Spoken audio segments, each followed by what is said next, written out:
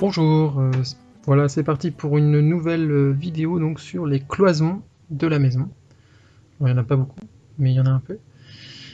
Je repars sur la modélisation qui avait été faite sur SketchUp pour mettre en évidence donc toutes ces cloisons. D'abord l'ossature, avec tous les montants, tous les bouts de bois que ça représente. Voilà, qui m'a permis donc en le dessinant d'appréhender au mieux où j'allais les poser et comment j'allais les poser. Toujours le même principe. Voilà, pareil pour le plaquage. Ça me permettait ce qui m'a permis d'optimiser, de savoir quoi commander, combien commander en termes de plaques, etc. Et puis, bien sûr, l'avantage non négligeable toujours est de pouvoir faire un export donc, de cette modélisation et de savoir à l'avance donc toutes les découpes à faire, dans quelle section de bois et quelle quantité de plaques de coffrage commander. Les espacements, la position, tout ça. Donc tout ça a été anticipé à l'avance.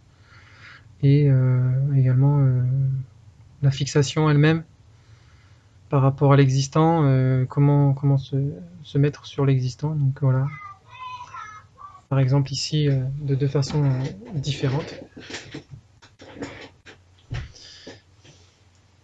Il y avait aussi le fait que la maison donc, est voulue avec une zone tampon au nord qui permet d'isoler un peu la partie qui est la plus au nord.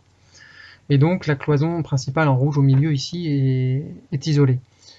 Donc j'ai certaines de mes cloisons qui sont isolées.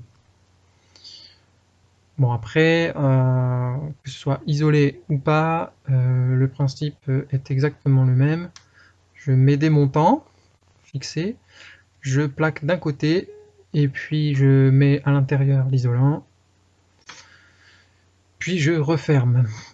Sans oublier bien entendu, avant de refermer et au moment de mettre l'isolant, de passer tout ce qui est réseau donc d'eau, tout ce qui est réseau d'éclairage, de prise,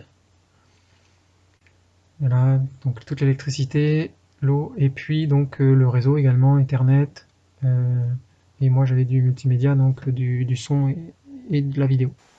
Petit conseil également, c'est de faire le deuxième plaquage à l'avance. Comme ça, le moment où on a mis l'isolant, on peut refermer tout de suite, et donc c'est fermé, il n'y a pas de poussière. Pour les portes, j'ai donc quand même des montants en bois beaucoup plus épais, beaucoup plus gros, qui permettent, c'est un point spécifique, qui permet donc de fixer les montants des portes. Bon, là, ces montants-là sont fixés sous la grande solive, la grande poutre maîtresse de la mezzanine.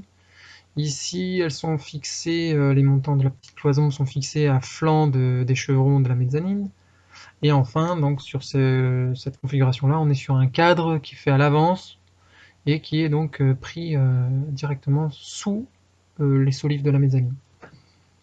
Voilà, donc trois fixations différentes. Je reviens sur l'histoire des réseaux dont j'ai parlé tout à l'heure.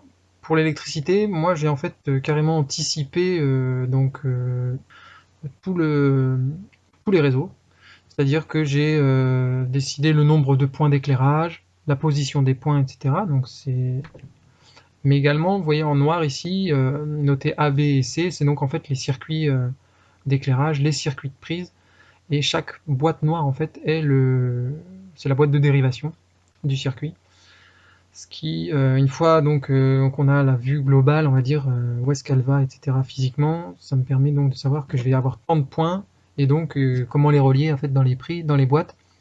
Quelle est la distance nécessaire, l'ampérage au fusible, au tableau. Et donc voilà, tout est anticipé comme ça avec tous les circuits. Pour l'éclairage par exemple, il y a beaucoup, c'est assez complexe avec les va-et-vient, etc. Donc tout est prévu à l'avance pour que, arrivé le jour J, ben, j'ai plus qu'à prendre la feuille au moment de le faire. Je les passe et voilà. Ici c'est tout prêt, il n'y a plus qu'à suivre la notice, entre guillemets, encore une fois, sauf que c'est pour de l'électricité. Donc passer tout ça dans les cloisons. Faut bien noter tout, hein, pas s'y perdre, parce qu'il faut quand même faire un tableau derrière, donc c'est pas très compliqué, hein. Si tout est bien noté, franchement, c'est super simple. Ici, le passage de l'eau aussi, hein, également, hein. Pas oublier les évacuations et les alimentations, avec les gaines de protection pour le passage des cloisons, bien sûr. Le passage au feu également, donc tout ce qui est tuyau de poêle, donc avec sa garde de 10 cm, puisqu'on est sur du tuyau isolé ici, et avec un isolant particulier, qui est la laine de roche. Et vous voyez le plaquage ici en fermacelle au lieu de OSB. Pour l'isolant lui-même, au niveau de la découpe, ben, j'avais une tronçonneuse électrique qui, en fait, j'avais essayé pas mal de choses, la scie, etc. Alors la tronçonneuse électrique, c'est vraiment top, c'est vraiment comme dans du beurre là. On peut faire des découpes assez précises, donc pour mettre tout ça dans les cloisons. Une fois que tout est fermé, ben, on a nos cloisons en OSB, il n'y a plus qu'à donc la fameuse astuce dont je vous ai parlé pour réussir à faire de l'enduit terre. Donc il nous faut de la toile de façadier, un peu de paille. Il nous faudra de la paille finement triée pour l'enduit lui-même, et puis du sable fin également. Et en fait, tout simplement, donc la technique est la suivante. Avec de la toile de façadier, alors il en existe plusieurs, hein. Il y a petit carré, grand carré. Plus le carré est petit, plus la toile est souple, et honnêtement c'est plus agréable et c'est moins irritant.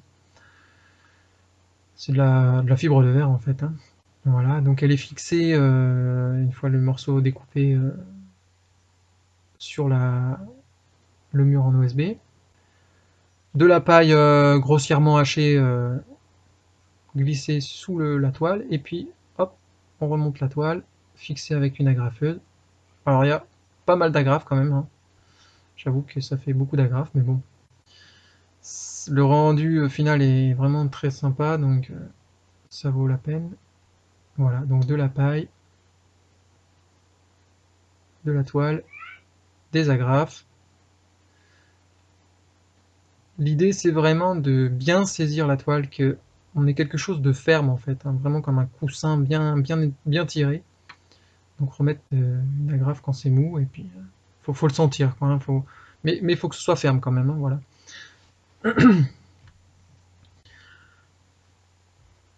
Voilà, et ainsi de suite, il faut faire toute la cloison qu'on veut. Une fois tout ça fini, et ben, de la barbotine, donc de l'argile et de l'eau. Ça, je vous laisserai aller voir dans la vidéo sur les enduits, la première. Il y a la recette.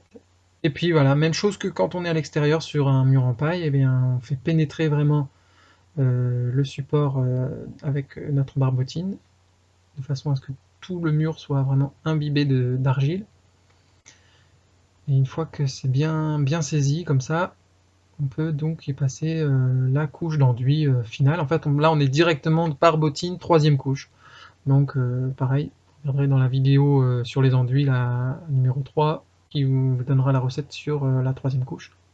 Juste ici, voilà, bien faire attention à avoir une paille très finement triée, parce que l'épaisseur est quand même assez faible, et en plus le fait d'être derrière sur quelque chose d'assez,